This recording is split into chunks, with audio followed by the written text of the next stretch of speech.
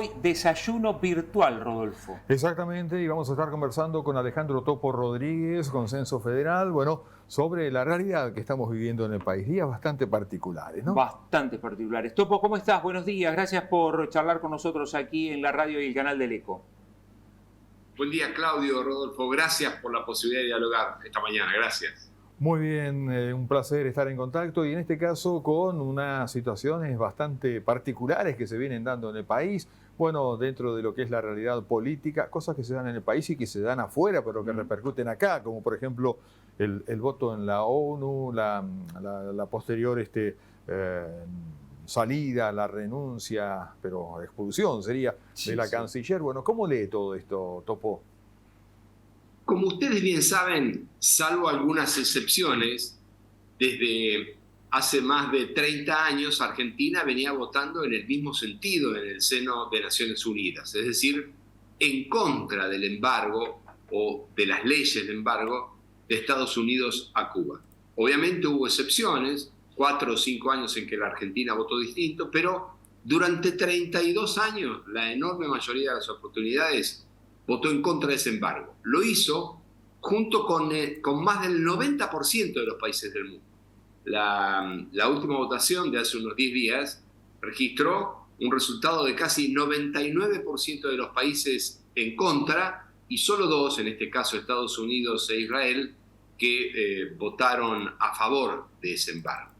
En estos días se ha dicho que el presidente de la Nación removió a la canciller porque Argentina tenía que votar junto con Estados Unidos y no en contra.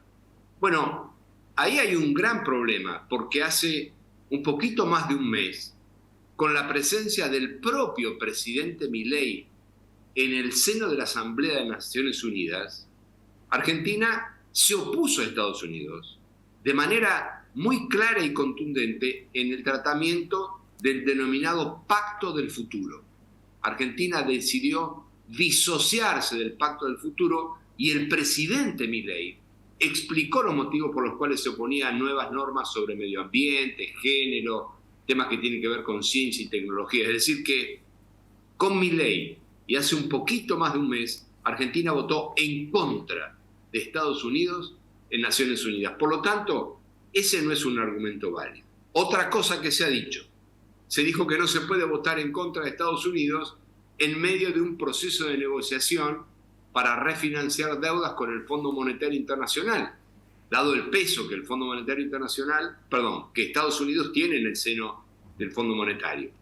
Ese también es un argumento falso, equivocado, porque en el año 2017 el gobierno de Macri votó en contra del embargo y en contra de Estados Unidos en las Naciones Unidas y a los pocos meses obtuvo el préstamo más importante de toda la historia desde que existe el Fondo Monetario Internacional por más de $50.000 millones. Por lo tanto, hay que decir la verdad. Evidentemente, Milei se había cansado de la canciller Mondino y encontró una excusa para expulsarla. Argentina tiene que seguir oponiéndose a ese embargo porque las leyes que traban el libre comercio con Cuba son contrarias al derecho internacional. No, me quedé pensando, vos, palabras más, palabras menos, ¿le hicieron la cama a la canciller? Bueno, quizás esa pueda ser la interpretación. Lo que sí está claro es que antes de tomar una decisión de ese tipo, el embajador que está sentado en su banca, en su butaca en Naciones Unidas, recibe instrucciones por escrito. Aquí no es que hay alguien que piensa una cosa y tiene una idea y va y la expone. No, es la preparación de un voto de ese tipo lleva no menos de 3 o 4 meses. Y eso significa informes que las distintas áreas de la Cancillería elaboran por escrito, recomendaciones que se hace a la máxima autoridad política y luego se transmite por escrito cuál es la posición al embajador, en este caso Lagorio, que es quien votó. Por lo tanto, ahí evidentemente hay una razón que no es técnica para remover a la canciller. Canciller que, dicho sea de paso, en su momento era una persona muy vinculada, incluso era prácticamente la mano derecha de Milei en la campaña, ¿no? Mondino fue tentada a ser la candidata a vicepresidenta de la Nación con Milei, pero rechazó esa posibilidad, quizás porque no le tenía demasiada fe a Milei, y entonces prefirió ser candidata a diputada nacional por la ciudad de Buenos Aires. Electa diputada nacional, después fue convocada para integrar el gobierno siendo canciller. Dicho sea de paso, tuvo un desempeño triste la canciller Mondino. Sus yerros y falta de tacto en materia diplomática llevaron, por ejemplo, a generar problemas para la política exterior argentina, por ejemplo, en la cuestión Malvinas. Ha sido desafortunada su gestión. Y la votación en contra del bloqueo de Estados Unidos a Cuba, lo único que hizo fue ratificar lo que históricamente, salvo excepciones, ha hecho la Cancillería en los últimos 32 años.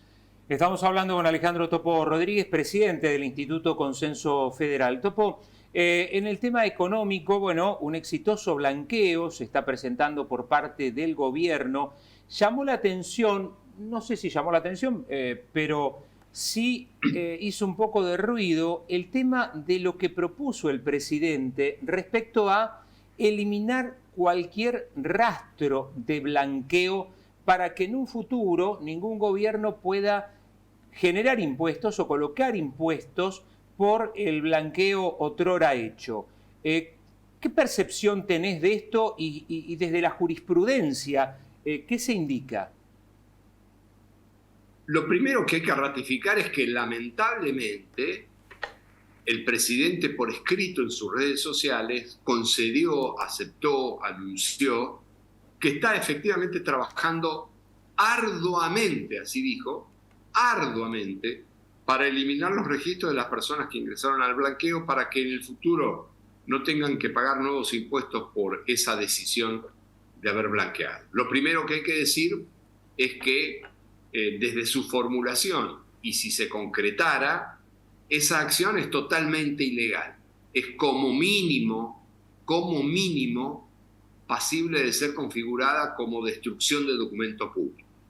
Por otro lado, además de ir en contra de las leyes argentinas, está abiertamente opuesta al conjunto de normas y reglas a las que la Argentina adhiere en términos internacionales, porque el GAFI, que es el Grupo de Acción Financiera que regula y que propone normas prudenciales para evitar o minimizar o desincentivar el lavado de activos, de fondos provenientes del narcotráfico, de la venta de armas, del terrorismo, de la trata o del juego, desaconsejan, bajo todo punto de vista, acciones como la que ha anunciado el presidente de la Nación. Pero además, aunque el presidente quiera borrar esos registros, es imposible hacerlo en la práctica.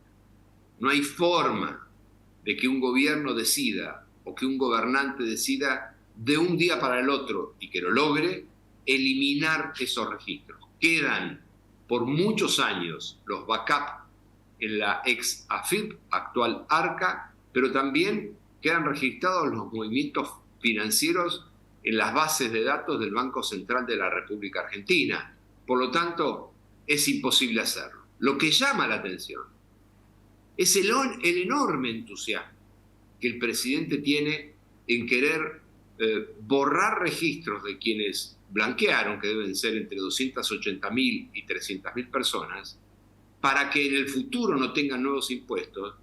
Pero él acaba de ir en contra de la ley que existía, cambiando esa ley para que más de 1 millón de trabajadores vuelvan a pagar el impuesto a la ganancia. Es decir, que él pone todo su esfuerzo en querer borrarle los registros a personas que han blanqueado. Pero puso todo su esfuerzo para lograr una ley que impusiera a trabajadores que no pagaban el impuesto a la ganancia, son 1 millón, para que ahora vuelvan a pagar. Es decir, su preocupación es selectiva. Se preocupa de que unos pocos no vuelvan a pagar y de que muchos, muchísimos, especialmente trabajadores, sí tengan que pagar el impuesto a las ganancias. Lo que plantea el presidente, ¿es desconocimiento de la ley o es, bueno, de alguna manera una voluntad de querer violarla? Rodolfo, eso se llama campaña permanente. No importa qué pase para el presidente. Le sirvió para hacer campaña permanente durante 2, 3, 4 días y así siguen. Así son todos los temas. En este gobierno hay campaña permanente más que gobierno responsable y con seriedad. Cuando la espuma baje, se va a ver que lo que estamos planteando es efectivamente así. Es campaña permanente. Estamos hablando con Alejandro Topo Rodríguez, presidente del Instituto Consenso Federal. Se viene, a ver, el debate por el presupuesto, Topo. Vos has estado muy desde adentro siguiendo esto cuando estabas en el Congreso. Además, como referente o mano derecha de Labaña, del exministro Labaña, bueno, seguís con mucha atención esta cuestión. ¿Vos creés que se va a poder aprobar el presupuesto? ¿El oficialismo va a querer que se apruebe o va a querer, digamos, seguir con el presupuesto anterior, con lo que eso implica? El presupuesto marcha a la nada. Papá. Y está marchando aceleradamente hacia la nada. Hoy es 7 de noviembre. Las sesiones de la Cámara de Diputados van a terminar el 30 de noviembre. Podría extenderse o prorrogarse el periodo de ordinarias hasta el 10 de diciembre, pero lo que sabemos, por lo que ha dicho el jefe de gabinete de la Nación, es que no va a haber un llamado a extraordinarias. Es decir, que a más tardar el 10 de diciembre, es decir, dentro de un mes, debería terminarse la actividad parlamentaria por este año, según lo que dice el propio Gobierno Nacional. El presupuesto prácticamente no se ha movido en la Cámara de Diputados desde que fue presentado el día 15 de septiembre. Vamos ya para 2 meses. Hoy, cuando ustedes terminen el programa o un ratito después, debería haber estado sentado en la Comisión de Presupuesto el ministro de Salud de la Nación, Mario Lugones.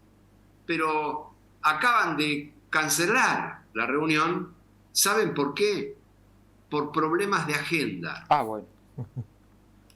Por problemas de agenda. Es decir, que la salud, que era un tema que hoy se iba a discutir en la Comisión de Presupuesto y que está, como ustedes se imaginarán, mal financiada o desfinanciada en el presupuesto 2025. Realmente lo que está presupuestado para salud es muy inferior a lo que correspondería. Bueno, el ministro de Salud ha dicho o ha mandado a decir que tiene problemas de agenda.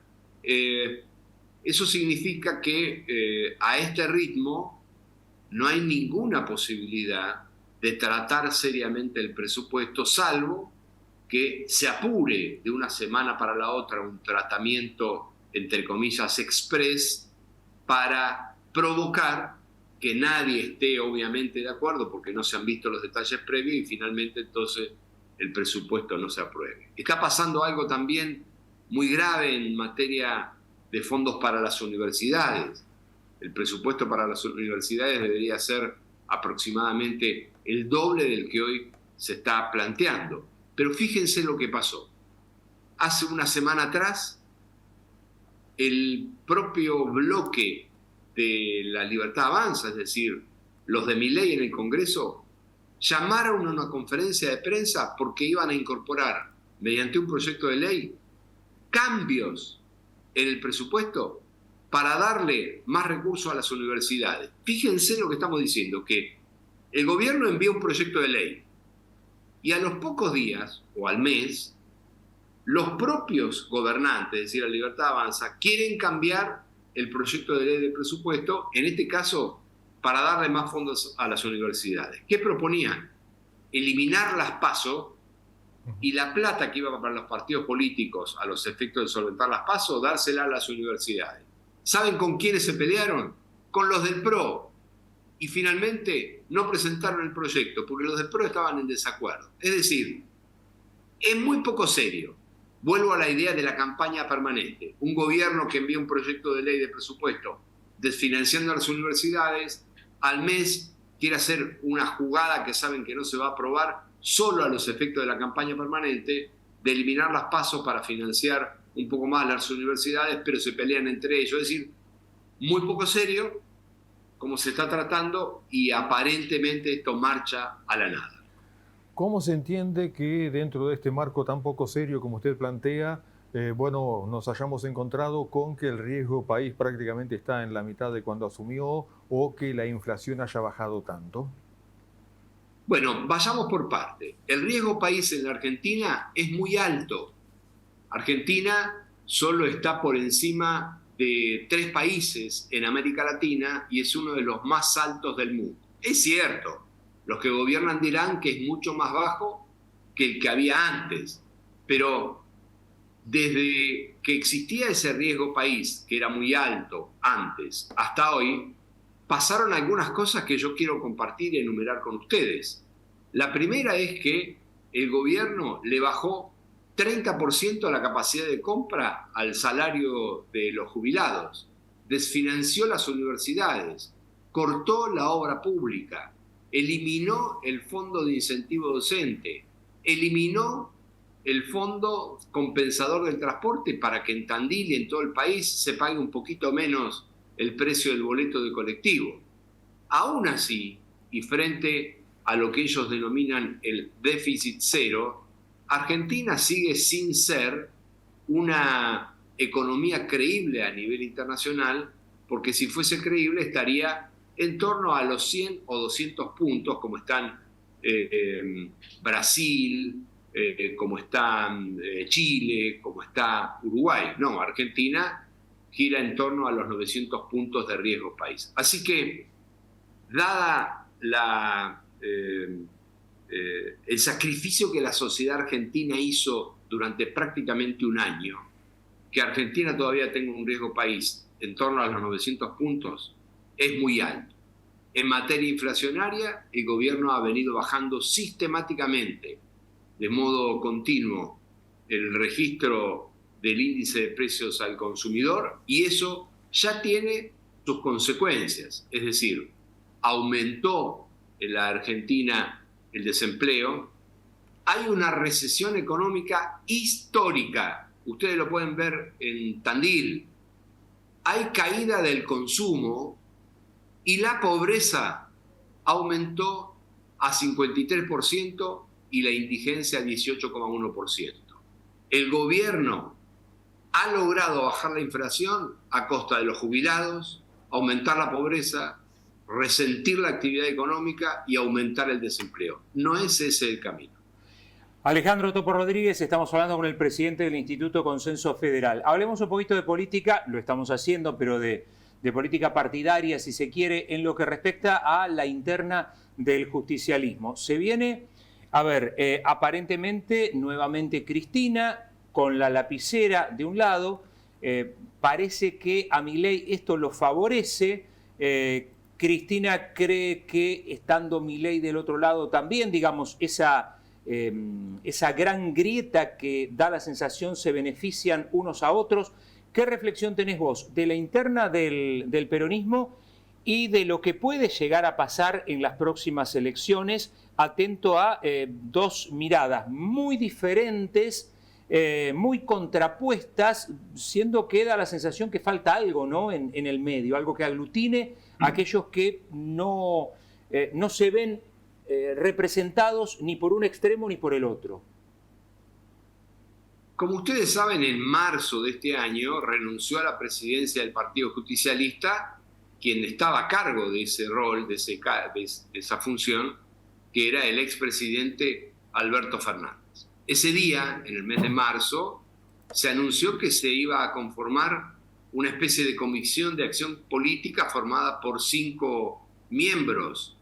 Bueno, nunca aparecieron los nombres, es decir, formaron una comisión y nunca le pusieron nombre y apellido a los integrantes de esa comisión. Desde esa decisión de marzo hasta hace unos días no pasó nada. Es decir, nadie hizo nada, nadie convocó a discusiones de ningún tipo, y de un día para el otro apareció una competencia entre la expresidenta Cristina Fernández de Kirchner y un gobernador en funciones, que es Quintela. ¿Cómo terminó? Terminó en la nada, es decir, no hubo interna, no hay competencia, hay una proclamación de carácter burocrática por parte de las autoridades partidarias de una lista que es la única que quedó en capacidad de competir. ¿Qué pasó adentro del Partido Justicialista durante todo este año? Nada. No hay nada, es decir, que es el principal partido de la oposición y nunca pudo hacer una reunión de todo el partido para fijar 3 puntos que sean críticas y propuestas frente al gobierno de Milei. Es decir, que están discutiendo no sé qué cosa, no se sabe qué es lo que discuten. ¿Qué discuten Cristina y Quintela? ¿Cuáles son las 4 o 5 propuestas que tienen para los argentinos? Ni idea. Son todas discusiones de poder partidario interno. En ese contexto, a mí me parece que el gobernador de la provincia de Buenos Aires, Axel Kicillof, tuvo una actitud prudente e inteligente.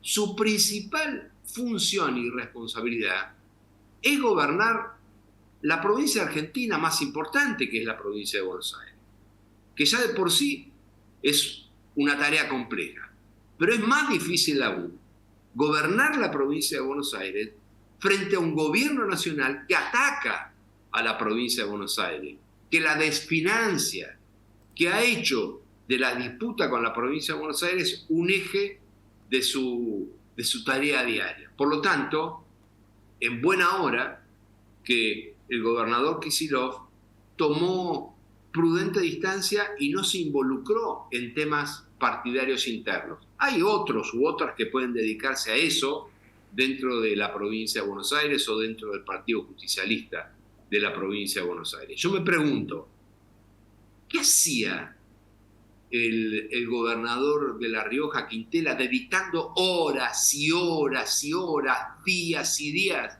a una interna partidaria, a una pelea prácticamente burocrática? Si él tiene que estar gobernando La Rioja, que por otra parte necesita que el gobernador efectivamente se dedique a gobernarla, porque La Rioja tiene problemas serios. Por lo tanto, a mí me parece que ha sido una gran dilapidación de esfuerzos, este amague de interna partidaria, y lo mejor que puede hacer el justicialismo es tener propuestas que salgan de la vida interna y una estrategia de oposición muy firme con alternativas frente al gobierno nacional, y dejar que los gobernadores, en este caso el caso de Kicillof, se dediquen a lo que el pueblo de sus provincias les ha requerido, que es gobernar día a día. Después de este proceso, ¿las autoridades partidarias tienen credibilidad o tendrán credibilidad en la gente? En todo caso, va a haber como mínimo, y esto es importante, legalidad, porque habrán sido elegidas de acuerdo a las reglas internas del partido, y esto no es menor, porque dijimos hace unos minutos que el Partido Justicialista estaba sin sus máximas autoridades. La credibilidad de cualquier partido político en la Argentina y en el mundo tiene hoy sus límites, y a mí me parece saludable que los partidos políticos sean exigidos permanentemente por parte de las ciudadanías a dar mejores respuestas, tener más transparencia y mucho más compromiso. No, este proceso interno no genera un aumento de la credibilidad de la sociedad argentina, pero no le pasa solo al justicialismo, sino al conjunto de los partidos políticos. Topo, estamos hablando con Alejandro Topo Rodríguez, presidente del Instituto Consenso Federal. La última, por lo menos de mi parte, y cortita. ¿El triunfo de Trump beneficia, perjudica o es indiferente para la Argentina? Lo primero que hay que tener en cuenta es que Argentina no está dentro del radar de los Estados Unidos de América. Incluso nuestra región, América Latina, no forma parte de la prioridad de la agenda exterior de la política norteamericana. En todo caso, hay 2 o 3 ítems que son los que efectivamente pueden generar un interés en América Latina. La relación de Estados Unidos con México, dada la integración de sus economías, la emergencia de algunos problemas de carácter institucional o democrático, como el caso de Venezuela o de Nicaragua, y la relación de Estados Unidos con Brasil. En todo caso, nuestra posibilidad de interesarle a Estados Unidos está muy asociada al vínculo comercial con Brasil. Ahora, lo que sucedió mientras gobernó Trump en su gestión anterior es que el presidente norteamericano, el actual presidente electo, desató lo que se denomina una guerra comercial con China.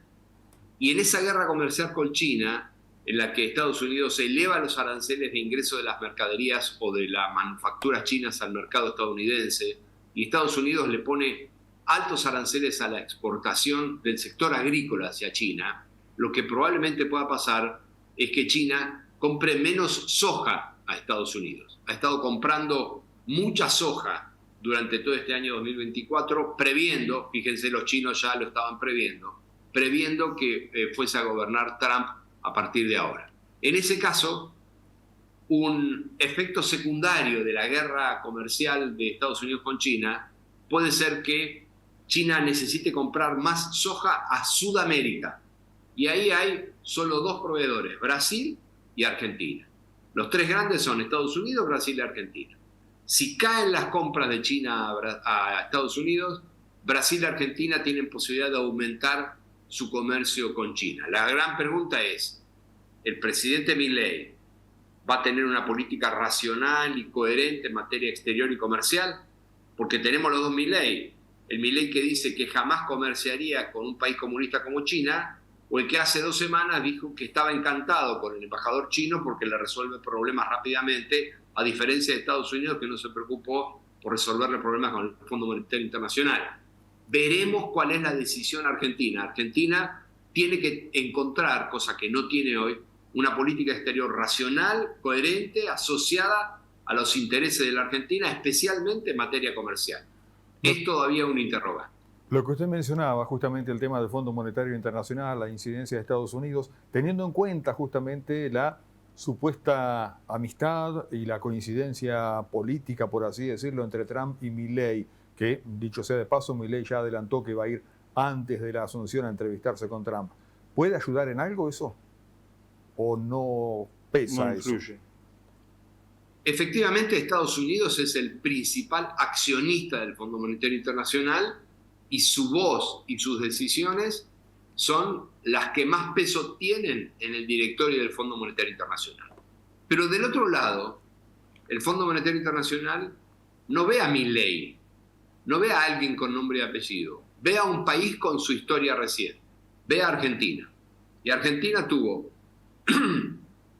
la crisis de deuda y el default más grande en el año 2001, que afectó seriamente al Fondo Monetario Internacional, y luego una desgraciada experiencia para el Fondo Monetario Internacional, que fue que por razones políticas otorgó a Macri en el año 2018 el préstamo más grande de su historia, que se usó para la fuga de capitales. Eso está en contra incluso del artículo 6 del convenio constitutivo del Fondo Monetario Internacional, que no se pueden hacer esas operaciones. Por lo tanto, el Fondo Monetario Internacional no ve a alguien con rostro, nombre y apellido, sino que ve un país, Argentina. Y Argentina no es confiable en términos de lo que pueda significar a futuro una capacidad de absorber nuevo financiamiento y responder. Por lo tanto, puede haber algún tipo de ayuda, pero no significativa del Fondo Monetario Internacional. En todo caso, sí podría haber por parte de la nueva administración norteamericana un impulso a que